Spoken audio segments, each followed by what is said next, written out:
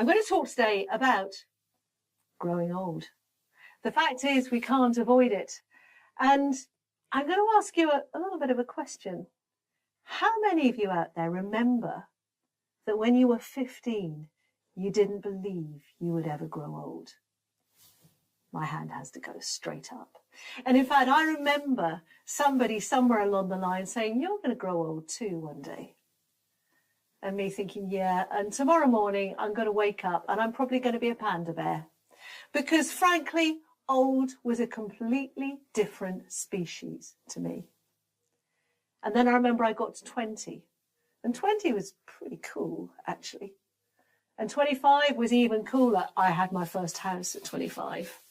And then I got to the big 30. Why do we start calling it the big something? Big 30 I got to. And I remember working out for the first time in my life that the numbers were only going one way. And then I got to 35, and 35 was all right. I'd settled down. I'd met the man of my dreams. And then I got to the big 40. And somebody told me at the big 40 that I was middle-aged.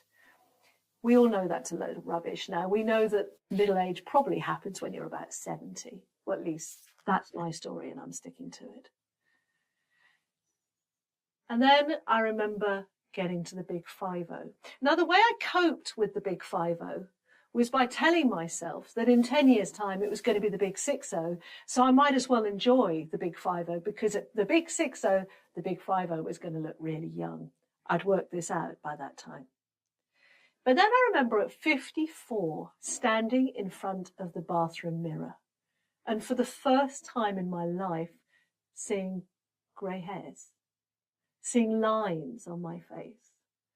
And I suddenly realised that no, the numbers were only going one way. And this growing old thing was, if I was lucky, was going to happen to me.